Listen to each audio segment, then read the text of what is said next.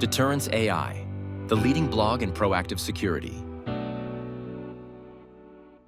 Okay, so you folks have sent over a ton of really interesting stuff on AI and all the ways it's changing how we think about surveillance. And today we're gonna get past all the hype and try to understand what's really going on. Yeah, exactly. Let's cut through the noise, right, and dive deep into the ethics of using AI for surveillance. We've got a bunch of articles here to dig into, and our mission today is to figure out this balance, the balance between using AI to make things safer, which is a big potential benefit, and all the ethical questions it brings up. So especially privacy now. Especially privacy. That's a huge one. Okay, so right off the bat, it's pretty clear we're not just talking about your grandma's security cameras anymore. AI is bringing some super sophisticated stuff to the table, like facial recognition that can pick a face out of a crowd, object detection where AI can pinpoint specific things, and even behavioral analysis where it tries to figure out patterns in how people act. It's a whole new world. Yeah. It really is. And all of that gives us some really powerful tools that could be used to make things a lot safer. Yeah. You can imagine how it could help identify threats quickly or make security operations way more efficient. But that kind of power, it naturally leads to some big questions about what's okay and what's not. Which brings us to that central tension, right? The push and pull between wanting to feel safe and secure as a society and wanting to protect our individual privacy. That seems to be at the heart of this whole discussion. Absolutely. That's the core tension we need to grapple with. And to really understand what's at stake, we need to break it down into those key areas where this tension becomes most obvious. Let's call them the core concerns. Core concerns. All right, so the first one that really jumps out is this whole idea of privacy invasion. The amount of data AI can collect is mind-blowing. What's really striking is just how much data we're talking about. And the different kinds of data it can gather. It's not just about cameras anymore. We're talking about potentially microphones, picking up conversations or location trackers following our movements. And AI can analyze all of that and create incredibly detailed profiles of where we go, what we do, and who we hang out with. It's a lot. It's like someone's putting together a giant puzzle of our lives and we didn't even know they were doing it. Imagine knowing that you're potentially always being watched. That could have a real chilling effect, right? You might hesitate to speak your mind or go to a protest if you know it's all being recorded and analyzed. That's a huge point. And the sheer scale of data that AI can collect and connect is way beyond what traditional surveillance could ever do. It really forces us to rethink the limits of monitoring in a free society. Where do we draw the line? Now, in Australia, we have the Privacy Act and the Australian privacy principles, right? So how do those fit into all of this? Yeah, so tying this to our legal context, those are the main rules for handling personal information here. And that definitely includes data from AI surveillance.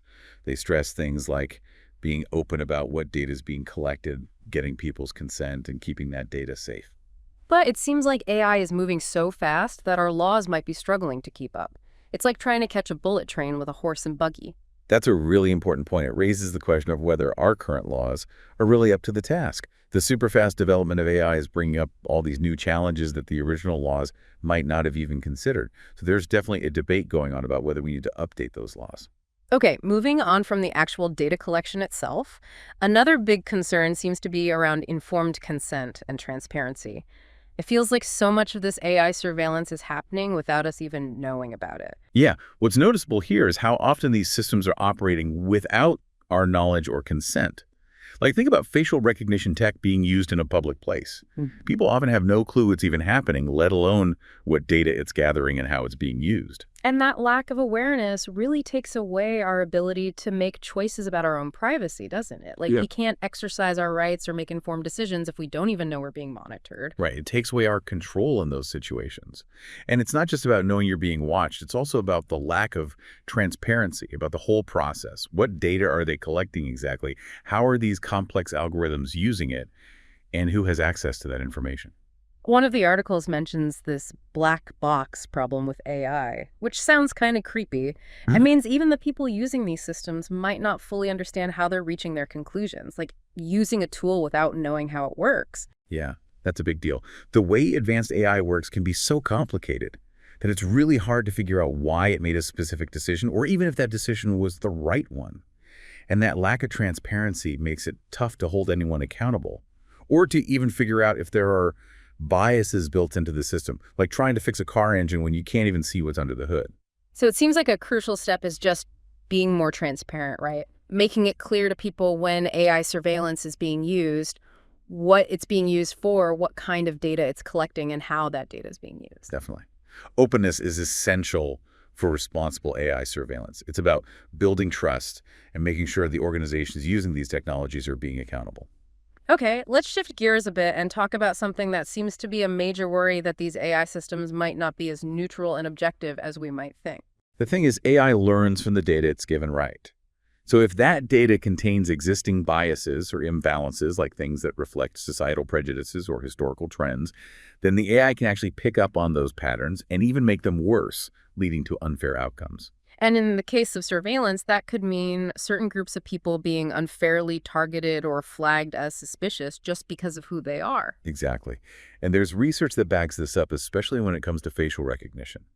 Studies have shown that these systems can be way more likely to make mistakes when identifying people from certain racial or ethnic backgrounds compared to others. The numbers in one of the articles are pretty alarming. It says that people from certain backgrounds can be like 10 or even 100 times more likely to be misidentified by these systems. That's a massive difference. It is, and it has real-world consequences. Like the article points out, when a system misidentifies someone, it can lead to some serious problems like wrongful arrests or even violence, and it can really deepen existing inequalities. And it's not just facial recognition, right? The article also talks about how using past crime data to try and predict where future crimes will happen can be a problem, because that historical data might already reflect biases in policing.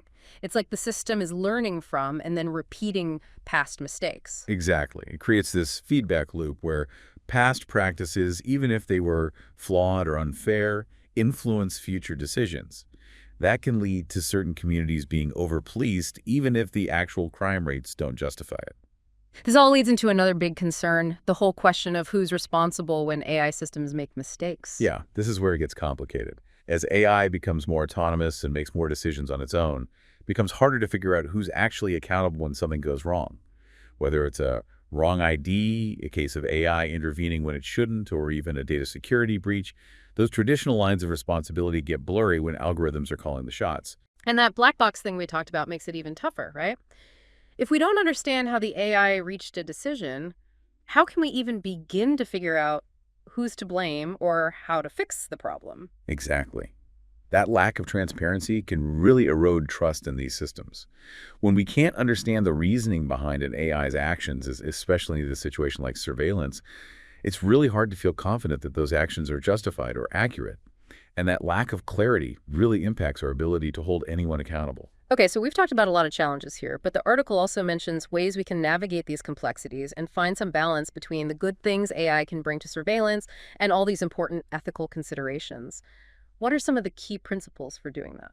The article really emphasizes the principle of proportionality, which is crucial in this context. Basically, it means that the level of intrusion should match the level of risk. The more intrusive the surveillance is, the more serious and likely the threat needs to be to justify it.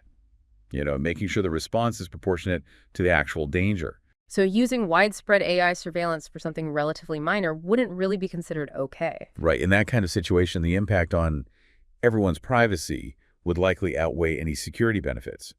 It's about being smart and targeted in how we use these tools, and always looking for the least intrusive way to achieve the goal. It sounds like it all comes down to constantly weighing the potential benefits for society as a whole against those fundamental individual rights to privacy, freedom of choice, and freedom of expression. That's the balancing act we have to figure out. And to do it in a way that's ethical and responsible, we need clear frameworks, open and honest discussions as a society, and transparent guidelines with strong safeguards to protect everyone's rights. Okay, so how do we move from talking about problems to actually finding solutions? Are there ways that technology itself can help us address some of these concerns? What's really interesting is that the field of AI is developing its own answers. We're seeing the development of what are called privacy-preserving AI technologies. That sounds promising. What are some examples of how those work? Sure. One technique is called differential privacy, which basically involves adding a bit of statistical noise to the data. This allows us to analyze trends and patterns without being able to identify specific individuals within the data set.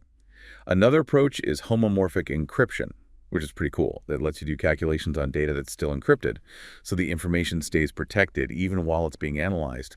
And then there's federated learning, where AI models are trained on individual devices, so the raw sensitive data doesn't have to be sent to a central server. So it's like using AI, but without collecting and storing all of our personal information in one place. Exactly. These are really important tools that are helping us balance the benefits of AI with the need to protect people's privacy. The article also mentions something called Edge AI. What is that exactly? So Edge AI is the idea of processing data right there on the device itself, like on a smart camera or sensor. Instead of sending all the raw video or audio to a central server for analysis, the AI processing happens right there at the edge of the network. And that helps with privacy because it keeps the data more localized. Exactly. It reduces the need to transmit and store huge amounts of sensitive information, which in turn reduces the risk of data breaches or misuse.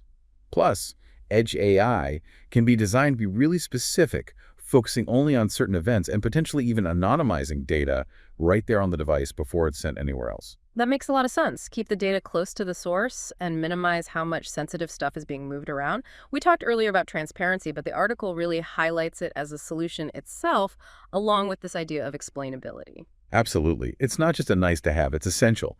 People need to know when AI surveillance is being used. Organizations using it need to be upfront about why they're using it, what data they're collecting, what algorithms are involved, and what safeguards they have in place to protect people's information. And it's not just about being open about it, it's also about being able to understand why an AI system made a particular decision, especially when those decisions have big consequences. That's where explainable AI or XAI comes in, right? Right. XAI is all about making AI systems that can give clear reasons for their actions. So in the case of surveillance, it could help us understand why an AI flagged a specific activity or identified a particular person. And that ability to understand the AI's reasoning is crucial for accountability. It helps us identify and correct any biases or errors in the system. It seems like clear legal and ethical frameworks are also a big part of the solution. Technology alone can't answer all the questions about what's right and wrong. Definitely. We need clear guidelines and rules for how AI is developed and used in surveillance. These frameworks lay the groundwork for responsible innovation and help us manage the potential risks. And what are some of the key areas those frameworks need to address? The article points out a few crucial ones: how we protect data privacy, how we ensure people are giving informed consent, how we deal with potential bias in the algorithms, establishing clear lines of responsibility, and being transparent about how these systems work. Now, the article mentions Australia's artificial intelligence ethics principles and the government's policy for responsible use of AI in government. Can you tell us a bit more about those? Those are both important steps towards building that framework here. The AI ethics principles are like a set of overarching guidelines to ensure that AI systems, including those used for surveillance, are safe, secure, reliable, human-centered, fair, private, transparent, open to challenge, and accountable. And the policy for responsible use of AI in government sets out more specific requirements for government agencies. Things like clearly defining who is responsible for these AI systems, being transparent about how they're being used, and testing them to make sure they're working as intended. So it seems like there's a lot of potential for good with AI and surveillance, but the article also does a good job of covering some of the criticisms and alternative viewpoints. What are some of the main concerns that people are raising? One of the biggest concerns, as we've already touched on, is the possibility of widespread surveillance and the impact that could have on our basic freedoms. There's a worry that constant monitoring could lead to a society where people are afraid to speak their minds or participate in public life. And that issue of potential bias in the algorithms keeps coming up as a major concern. People are worried that certain groups could be unfairly targeted and that AI could actually make existing inequalities even worse. Absolutely. And that lack of transparency and accountability is still a big problem. The fact that it's hard to understand how AI systems are making decisions raises a lot of questions about fairness and whether people have any recourse if they feel they've been wrongly accused or treated unfairly. And then there's the challenge of figuring out who's responsible when something does go wrong. The article even briefly mentions the potential for job displacement in security and law enforcement as AI takes on more roles. That raises some broader economic and social questions as well. Right. The implications of AI and surveillance go way beyond just privacy and security. It has the potential to impact society in all sorts of ways. So given all of this complexity and the potential downsides, what are some practical steps we can take to ensure that AI surveillance is used responsibly? The article outlines some really helpful best practices. The first one is to bake privacy into the design of these systems from the very beginning. That means things like minimizing the amount of data collected, using techniques to de-identify or anonymize information, and putting strong security measures in place. And we've talked a lot about transparency and explainability. Those are key as well, along with actively working to reduce any potential for bias in the algorithms through careful testing and using diverse data sets. Exactly. And having clear lines of responsibility and oversight is crucial. Someone needs to be in charge of these systems, and there needs to be a way to govern their use and conduct regular checks to make sure they're working as intended. Other important principles include sticking to the idea of proportionality, using the least intrusive methods possible, and having strong data security protocols. And it sounds like regularly evaluating the ethical impact of these systems and having open conversations with the public to get their input are also really important for building trust and ensuring these technologies align with what the community values. Couldn't agree more. This isn't a one-and-done situation. We need to be constantly evaluating and reevaluating and having open discussions to make sure that AI and surveillance is being used in a way that aligns with our values. So to wrap things up, it's clear that AI and surveillance is complicated. There's a lot of potential to improve safety, but it comes with some serious considerations around privacy, consent, potential for bias, and accountability. That's a perfect summary. Navigating this landscape requires careful balancing, guided by strong ethical principles, informed by our legal frameworks, and supported by technologies that prioritize privacy.